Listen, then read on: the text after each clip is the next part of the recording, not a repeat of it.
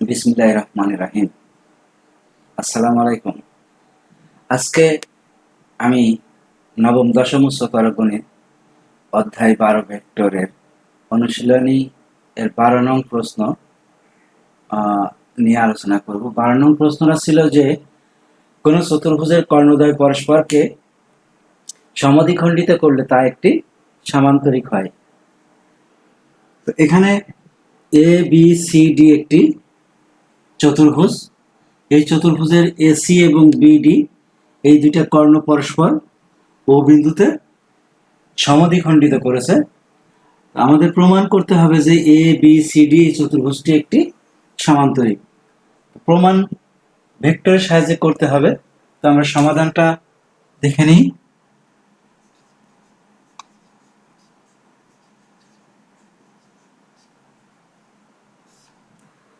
তাহলে কি লিখবো আমরা?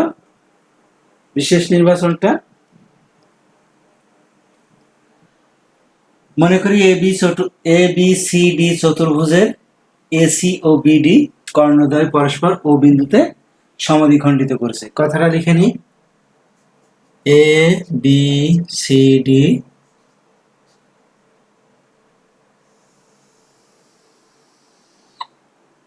চতুর্ভুজের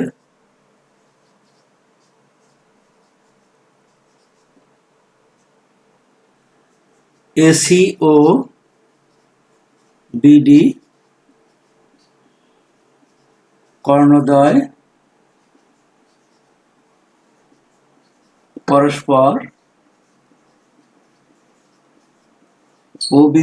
পরস্পর ও বিন্দুতে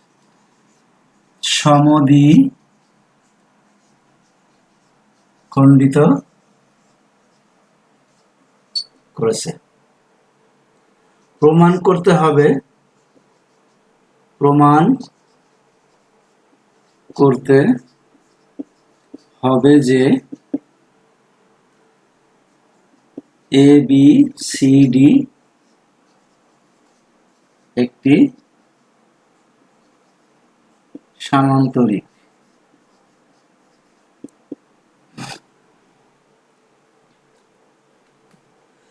এবিসিডি চতুর্ভুজের এসি ও বিডি কর্ণদ্বয় পরস্পর ও বিন্দুতে সমদ্বিখণ্ডিত করেছে। প্রমাণ করতে হবে যে এবিসিডি একটি সমান্তরিক। তো মনে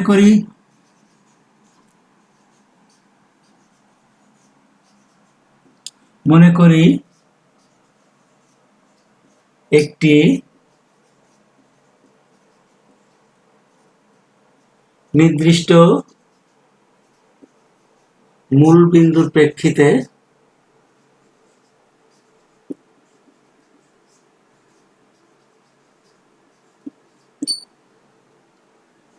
A B C D বিন্দুগুলোর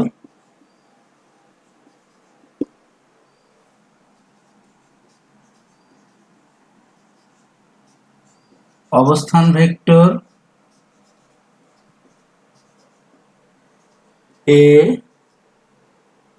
B C যথাক্রমে দিয়ে এখানে যথাক্রমে এ বি সি ডি। আমরা এ বি সি ডি এই বিন্দুগুলির অবস্থান ভেক্টর ধরে নিলাম A B C D vector. এখন দেখো, যেহেতু ও বিন্দু এসি এর মধ্যবিন্দু, তাহলে ও বিন্দুর অবস্থান ভেক্টর কি হবে? Half a plus C vector. এটা ছিল আমার এ ভেক্টর, এটা ছিল বি ভেক্টর, এটা ছিল সি ভেক্টর, এটা ডি বিন্দুর অবস্থান ভেক্টর ছিল আমার ডি ভেক্টর। তাহলে এসি এর মধ্যবিন্দু এসি এর মধ্যবিন্দু ও হওয়ায়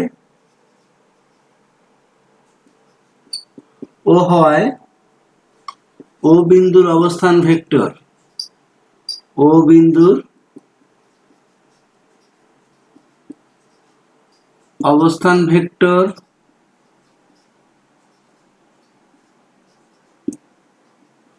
half a vector plus C vector, এই দুইটা ভেক্টর যোগ করে 2 দিয়ে ভাগ। যদি কোনো ভেক্টরের মধ্যবিন্দু দেওয়া থাকে তাহলে তার অবস্থান ভেক্টর মধ্যবিন্দুর অবস্থান ভেক্টর আমরা এভাবে নির্ণয় করি। আবার বিডি এর মধ্যবিন্দু, বিডি এর মধ্যবিন্দু ও হওয়ায় ও বিন্দুর অবস্থান ভেক্টর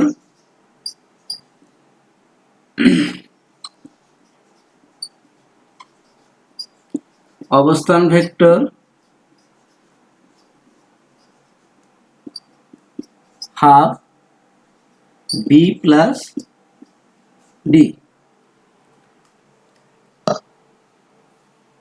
দেখো উভয়ই কিন্তু এই দুইটা অবস্থান ভেক্টরই কিন্তু ও বিন্দুর অবস্থান ভেক্টর।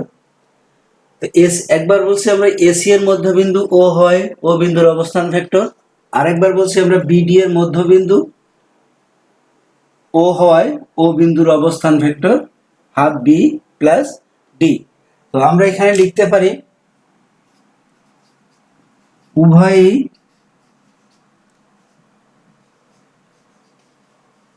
একই ও বিন্দুর অবস্থান ভেক্টর, ও বিন্দুর অবস্থান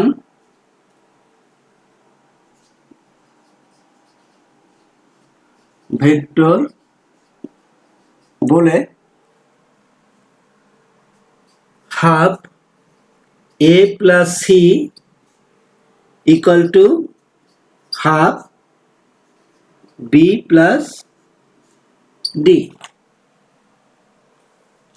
এখন উভয় পক্ষ থেকে যদি আমি হাফ হাফ হাফ দিয়ে যদি ভাগ করি তাহলে এই পাশে থাকবে এ প্লাস সি আর এই পাশে থাকবে আমার বি প্লাস ডি ভেক্টর। এখন উভয় পক্ষে আমরা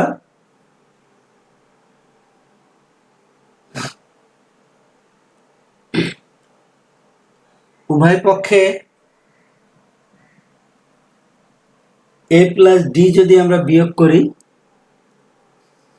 উভয় পক্ষে আমরা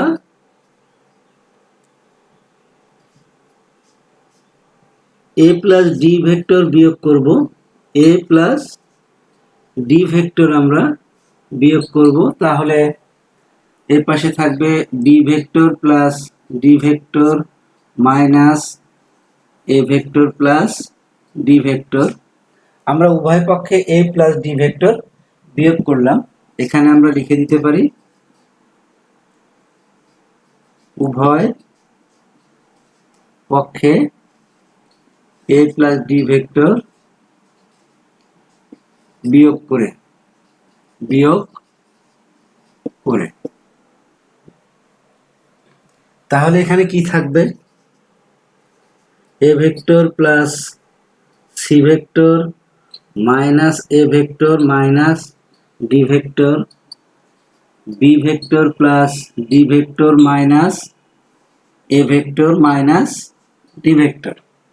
তাহলে এই পাশে থাকবে আমার এ ভেক্টর কাটা যায়, C vector minus D vector, আর এই পাশে থাকে বি ভেক্টর মাইনাস এ ভেক্টর।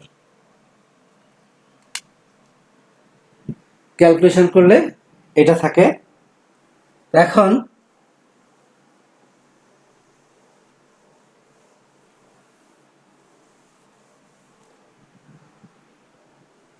কিন্তু এ বিন্দুর অবস্থান ভেক্টর এ ভেক্টর, বি বিন্দুর অবস্থান ভেক্টর বি ভেক্টর, তাহলে আমরা a b vector equal to লিখতে পারি বি ভেক্টর মাইনাস এ ভেক্টর, এবং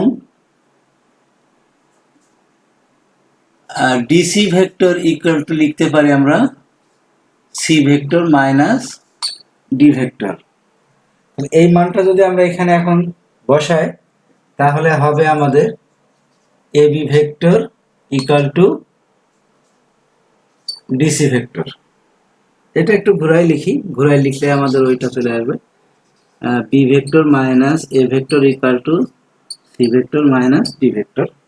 তাহলে এটা এবি ভেক্টর আর এটা ডিসি ভেক্টর। দুইটা ভেক্টর সমান, তাহলে আমরা বলতে পারি যে এবি সমান্তরাল ডিসি এবং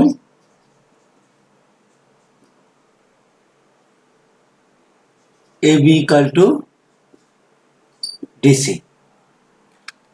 দুইটা ভেক্টর যদি সমান হয় তাহলে তারা সমান্তরাল হবে এবং তাদের মানটাও সমান হবে। তো অনুরূপভাবে কি দেখাইতে পারি, এডি সমান্তরাল বিসি এবং এডি ইকুয়াল টু বিসি। তো বিপরীত বাহু পরস্পর সমান ও সমান্তরাল হলে চতুর্ভুজটি একটি আয়তক্ষেত্র হবে। অতএব এ বি সি ডি চতুর্ভুজটি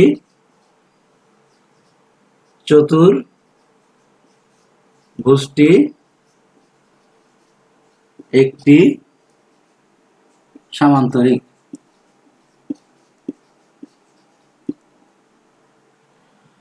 প্রমাণ হয়ে গেল, খুব ছোট্ট একটা প্রমাণ, প্র্যাকটিস করবে। এখানে শেষ করলাম। খুদা হাফেজ।